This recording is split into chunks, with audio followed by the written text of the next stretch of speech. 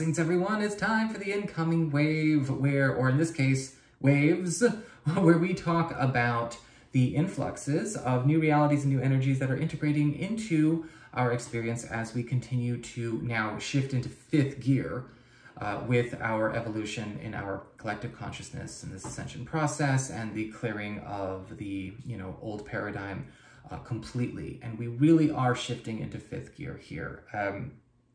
This last wave that I had attempted to make a video about several times, that hit Friday overnight to Saturday, so the 9th and the 10th of October, was a powerful doozy, right? Even bringing out physical symptoms, tiredness, some, again, the aches, the pains, even maybe a bit of insomnia for some folks. It happens, right? If you're on the conscious evolution journey, if you're on the spiritual awakening journey, you signed up for this, you know what you're in for, but it's there. It's really, really strong. I could not even get horoscopes done before Sunday. I actually had 2 sets of horoscopes that I had to delete and clear because I kept getting these very, very strong revelations like, this is not applicable anymore. This is not applicable. These timelines have been completely dissolved from our experience. They're gone. They're not coming up. Do them again. So very, very deep stuff. And then as I was trying to actually create the incoming waves, I kept getting this, no, we're not talking about that right now. No, we're not talking about it right now. Wait for this one to settle and I guess you could say the other part of it to show up, and then talk about both. And that's what we're going to be doing here. Now, if you are ever interested in taking part of a live presentation where I present my findings on my Patreon or via my Patreon, you can of course follow the links below. I do that every Tuesday at 4 p.m. Pacific time, US and Canada. And those are long form discussions. Those go on for about an hour, hour and a half. And we of course also do Q&As and things like that. And if you ever want to get a session with me or leave a tip or donation, you can go to my website, integrativemysticism.com. So let's talk about the cards that articulated I guess you could say the big surges that came through, because I definitely feel like this is all a part of one wave, just an elongated wave that was distributed into big jolts. So the first that some of you would remember from last Tuesday's presentation was articulated with the World, the Page of Swords,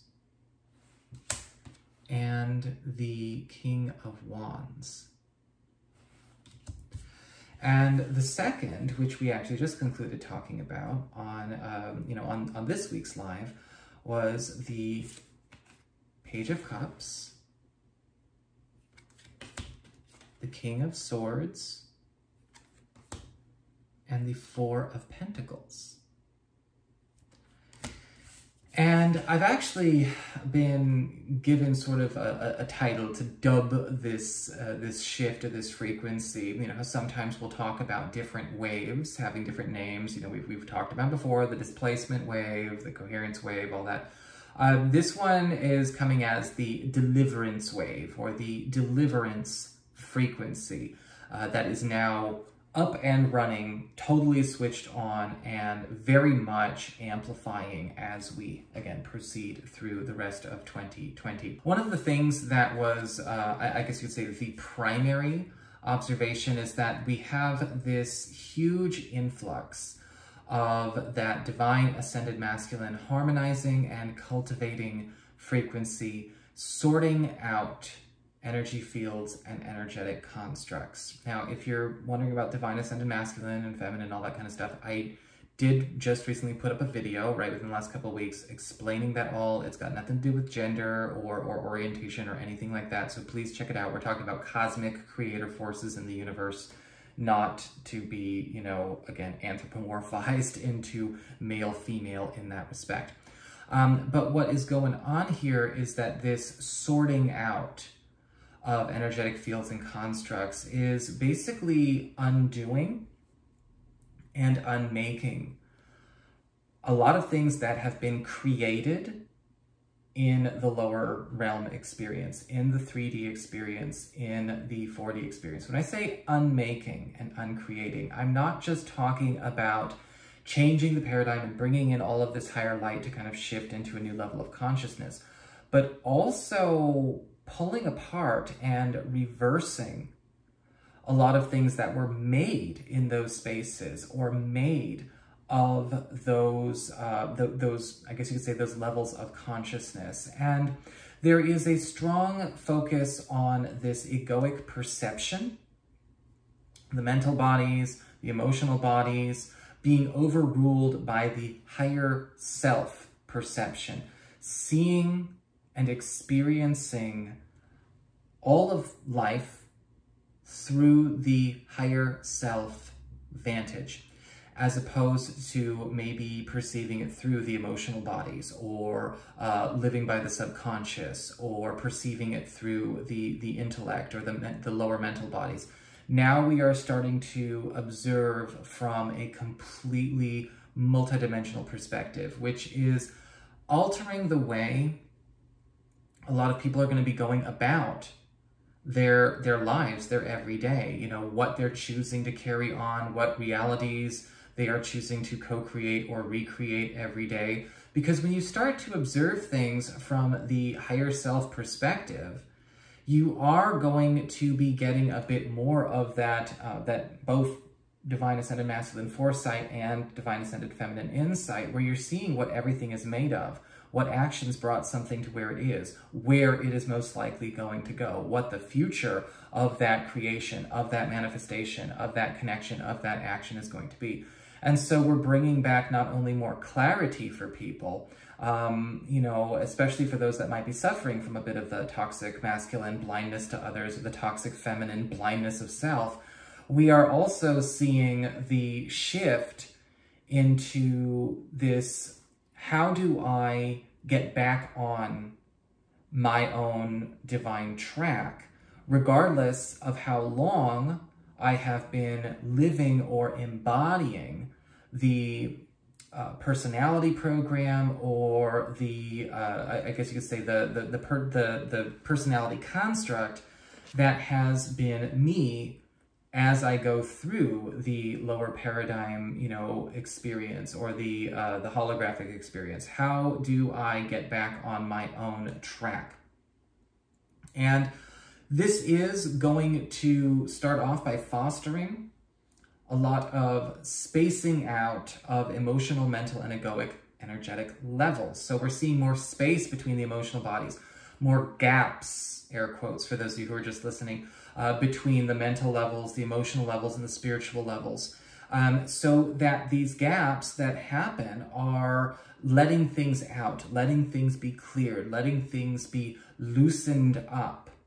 And some of these constructs are parts of the adult personality construct, right? We talk about the adult personality construct, the artificial self, or the representative self that is created, fostered, or manufactured to exist, work, perform, and yeah, just live in the reality experience that, you know, most of us were accustomed to. I wasn't really accustomed to it, but I knew how to do it. And this is where we start to see the self, the true self, push out a lot of that falsity, or a lot of those programs that have been running. We've been seeing a shutdown of these kinds of mental programs, control programs, as it relates to the external for a very long time, at least the last 4 to 5 weeks. But now we are talking about the stuff that was grown from the inside, that was created as a reaction to the external. We have divine aspect inquiry and communication, increasing and expanding, and a lot of interference, whether it be energetic interference, empathic interference, entity interference, is gone, neutralized, does not happen anymore, does not work anymore. If something comes up, it's not able to drown out the divine aspect communication, the divine aspect embodiment. It does not work. So now we have a circumstance where suddenly everybody is now able to stay tapped in. And not only is everyone staying tapped in, but they're not getting thrown off. They're not getting yanked into these other experiences, whether it's, again, getting pulled into the life stream of another person. The wagon hitching way of living does not work anymore. That's gone, right? There's none of that happening here. With this occurring, everyone is going to start getting delivered from realities that they have either been stuck in, or they have been going in circles in, things that have been maybe too repetitive, maybe even realities that they've been stuck in where, again, their wagon has been hitched to another's, or another has hitched their wagon to theirs, because the hitching is a part of the old paradigm, right? The hitching is, it had to go, and now it's gone. And everything that was built while being hitched or dragged along for the ride or hitching that ride is going to start to get, is going to come up to either be reformed, refurbished, or unmade. And so we've got a really good clearing, a really good healing going on here as well. It's going to be neutral, though. I do want to mention that. A lot of things that are going to be coming up to be cleared are not necessarily always going to be cut and dry, black and white, right? That's not reality anyway. That's also artificial. That's going to go. But it's going to be strange, because you're going to be finding that you are losing a lot of energetic and emotional attachments to things that maybe you got used to being there. A lot of people have been talking about feeling this sense of emptiness, this quietness, you know, this lack of, this lack of activity in their energy fields. And whenever I start talking about what they're feeling, it's actually this release from a lot of stress, a lot of fear, a lot of anticipation, a lot of, chaos. It's that foreignness of the stillness and the peace that makes it feel empty. Oh my goodness. Because a lot of the lower levels, right, the lower emotional bodies, the lower mental bodies, lower egoic bodies, in a lot of cases for certain people, are wired for drama and bred to feed on drama. And I'm not saying that in judgment of anyone who's going through that. If there are aspects of everybody that might crave that drama in some way, right? Some people can get hyper competitive, some people can get hyper insecure, some people can be very, very driven to the point where ambition is a drug. All of those kinds of things were a big part of the lower levels being wired for, for drama and for that level of stress, that level of dysfunction in the self. That is gone. All of those structures that held those in place are going. I was talking to my my friend about this before I got in this video, and I was explaining this because I like to kind of, at least do the first draft out loud. And, he had a really good way of describing it. It's like a bad scaffolding job, right? When you have, when there are certain parts of a structure or certain parts of, a foundation where there's some bad scaffolding, that bad scaffolding has to come out. And that's what we're seeing right now. But everything that was held up by that shoddy scaffolding is also going to come down. So when you have friends and relatives and things like that, be careful, just understand that they're coming into a place where it's now at a mastery level. It is now this command, right, that everyone get with this, with this new paradigm now. There is a beautiful grace involved in this. There is this huge focus on the parsing out and redistribution of shared energy forms. And whether it's shared energy forms or energy forms that have been imparted or taken away, what's happening here is that everything that needs to go back where it belongs is going to start going back to where it belongs. However, it's going to go back to where it belongs. And don't get attached to the means by which that happens. That's very, very important here. You may be finding out, you know, on certain subtle levels, energetic levels, yeah, it's like these things are coming up to be cleared and to be purged.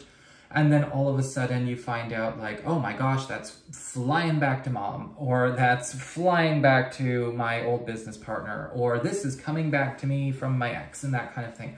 It's going to happen every once in a while. It's not a parsing out in terms of retribution, it's redistribution. And everything that is being kind of sent back and forth, or sent back really, and again, cut and cleared, it's also helping everyone get back on their proper course, as opposed to maybe, again, staying in that place where they hit the wall in their own growth because they keep trying to make the bad scaffolding, the bad structures work for them. There is also a huge turn where we start to see this return to innocence via the cleaning out of closets. And when we talk about cleaning out closets, I don't just necessarily mean on a social level, though I do see a lot of that happening.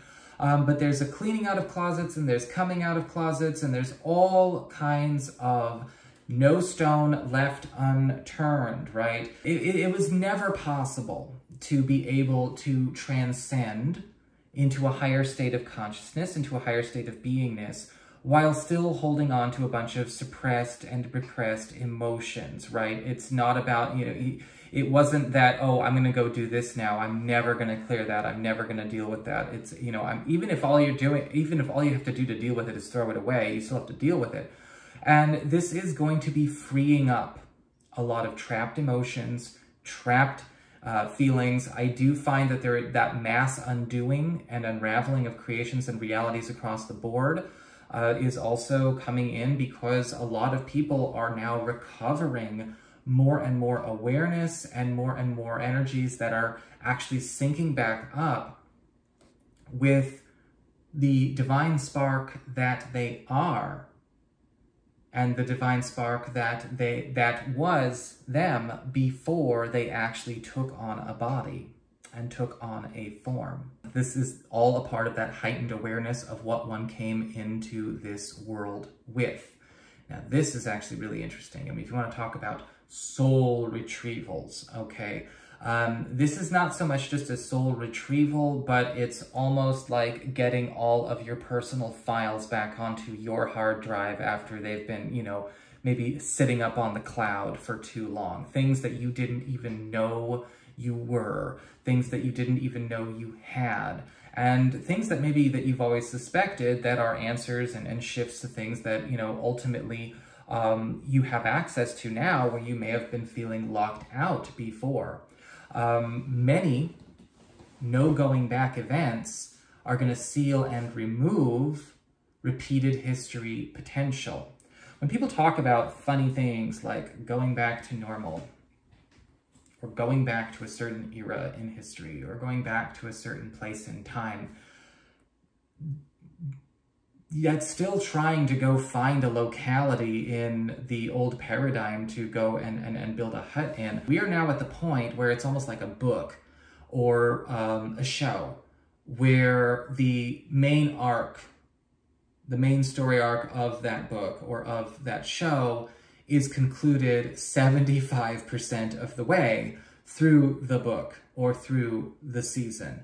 And then the new arc, that is actually the new book or the next season or the next series, is actually what comprises the latter 25% of those pages or of those episodes. And so you're actually seeing not only this no going back point, you're not going to have you're not going to even have something to go back to, because the new is ultimately here. That new paradigm, what everyone's talking about, you know, these huge flashing energies of, you know, December, January, February, that's already here, you know, and we're getting that distributed into our energy fields constantly going through the next couple of months.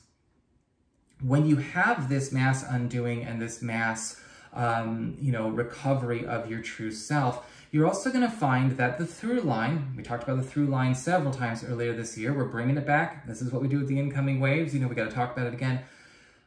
Your through line, the main story, the main plan, the main intent for your higher self and your soul and your oversoul and your Godhead for why you actually, you know, took on a body now when you did, is going to become a lot more clear. Now, you are going to be recovering a lot of aspects of your life as well that actually resonate with that through line.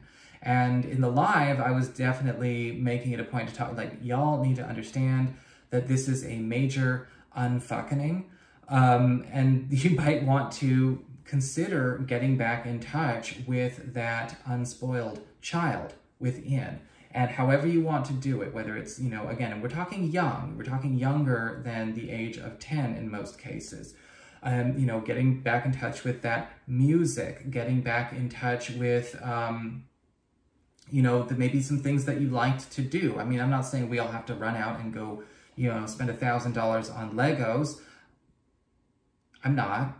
But, you know, think about how you actually inspire and empower that spark. Because it's not just the inner child that is, you know, going to be making the difference. Your inner child is the door to the spark of life that you were before you took on a body. I will say, yes, this is going to, of course, take its toll on, you know, all kinds of commitments, living commitments, relationship commitments, because, you know, everyone's gonna be waking up going like, what am I still doing here? Why am I carrying this on? Why am I still in this job? Why am I still living in this neighborhood? Why am I still in this relationship? I mean, again, there's some grace to this. I mean, it would fry everyone if this all hit everyone all at once, but it's not gonna happen that way. But this is going to be an increasingly more prominent and prevalent surge as we go through, again, October and beyond. So allow yourself the opportunity to play with it, you know, and if you have to question a lot of reasons for why you do things, I think that's important.